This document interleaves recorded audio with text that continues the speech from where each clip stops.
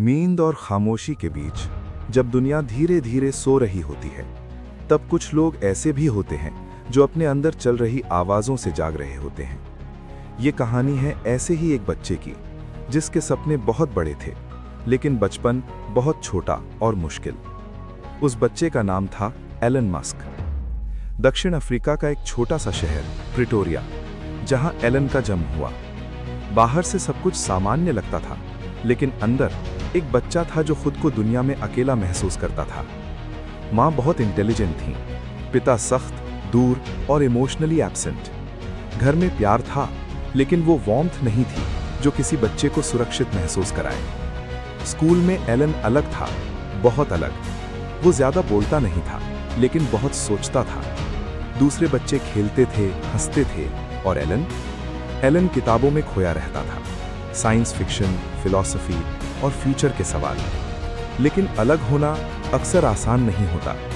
Elon को bullying का सामना करना पड़ा, कभी शब्दों से, कभी मुक्कों से। एक बार तो हालत इतनी खराब हो गई कि उसे अस्पताल ले जाना पड़ा। उस पल एक बच्चे ने पहली बार सीखा कि दुनिया हमेशा दयालु नहीं होती। घर और स्कूल दोनों जगह एक जैसी फीलिंग, अकेलापन। लेकिन उसी अकेलेपन में एक चीज जन्म ले रही थी, कल्पना। एलन ने कंप्यूटर से दोस्ती की और 12 साल की उम्र में अपना पहला वीडियो गेम बना डाला। उस गेम को बेचकर पहली बार उसने महसूस किया, मैं कुछ बना सकता हूं। लेकिन सवाल ये नहीं था कि वो क्या बना सकता है, सवाल ये था, मैं यहां क्यों हूं। ये सवाल एलन के साथ सालों तक चलता रहा। 17 साल की उम्र में उसने एक बड़ा फैसला लिया, दक्षिण अफ्रीका छोड़ने का। न कोई पैसा, न कोई सपोर्ट सिस्टम, सिर्फ एक सपना और बहुत सारा डर। कनाडा, फिर अमेरिका, जहां सपने बड़े होते हैं, लेकिन कीमत भी उतनी ही बड़ी होती है।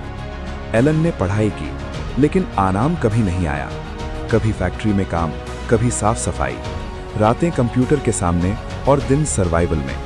उसके मन में एक ही थॉट घूमता रहता था, अगर जिंदगी सिर्फ पैसे कमाने के लिए है तो मैं इसमें फंसना नहीं चाहता। वो ह्यूमैनिटी के फ्यूचर के बारे में सोचता था, ऊर्जा, टेक्नोलॉजी और स्पेस। पहला बड़ा कदम, Zip2। दिन रात काम, छोटा सा ऑफिस और बहुत सारी रिजेक्शन। लेकिन एक दिन Zip2 बिक गया। एलन के पास पैसा आ गया, बहुत सारा पैसा। लेकिन यही कहानी खत्म नहीं होती। पैसे के साथ उसने आराम नहीं चुना, उसने रिस्क चुना।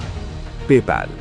लोगों ने कहा यह इम्पॉसिबल है, लेकिन एलन ने फिर वही किया जो वो हमेशा करता था, सोचा और कोशिश की। पेपैल सफल हुआ और फिर बिका। अब एलन के पास सब कुछ था जो दुनिया सक्सेसफुल मानती है, लेकिन अंदर एक बेचैनी थी। वो बेचैनी पूछ रही थी, अब क्या? और यहीं से शुरू हुआ सबसे मुश्किल हिस्सा, SpaceX। लोग हंसे, रॉकेट, वो भी प्राइवेट कंपनी। पहले 3 लॉन्चेस फेल हुए, पूरा पैसा खत्म, दोस्त दूर, प्रेशर बहुत ज्यादा। एक पल ऐसा आया जब सब कुछ खत्म होने वाला था, लेकिन चौथा लॉन्च सफल हुआ। उस एक पल ने सब कुछ बदल दिया। नासा ने कॉन्ट्रैक्ट दिया और एलन को सांस लेने का मौका मिला। Tesla, electric cars. जब दुनिया को लगता था कि यह सिर्फ एक सपना है, फैक्ट्री में सोना, खुद मशीनें ठीक करना, एलन ने CEO की कुर्सी नहीं चुनी, उसने मैदान चुना। कई बार टेस्ला भी खत्म होने वाली थी। मीडिया ने मजाक उड़ाया, इन्वेस्टर्स ने साथ छोड़ा, लेकिन एलन रुका नहीं। उसने सीखा, फेलियर्स से, लोनलीनेस से और खुद से। धीरे धीरे दुनिया बदलने लगी। इलेक्ट्रिक कार्स नॉर्मल होने लगे, रीयूजेबल रॉकेट्स पॉसिबल लगे। मार्स अब सिर्फ साइंस फिक्शन नहीं रहा। लेकिन इस सफलता की कीमत थी नींद, रिश्ते, मेंटल पीस। एलन ने सब खोया और बहुत कुछ पाया। उसकी फिलॉसफी सिंपल थी, अगर कुछ इंपॉर्टेंट है तो वो मुश्किल होगा। वो परफेक्शन में नहीं, प्रोग्रेस में विश्वास करता है।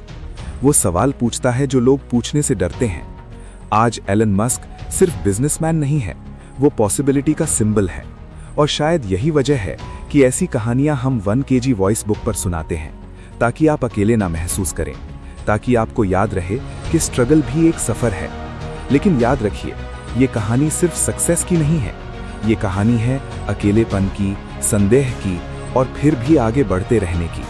अगर आप भी कभी खुद से पूछें कि क्या मैं काफी हूं, तो बस इतना याद रखिए, दुनिया को बदलने वाले लोग पहले खुद से लड़ते हैं, और शायद आपकी लड़ाई भी किसी नए रास्ते की शुरुआत हो।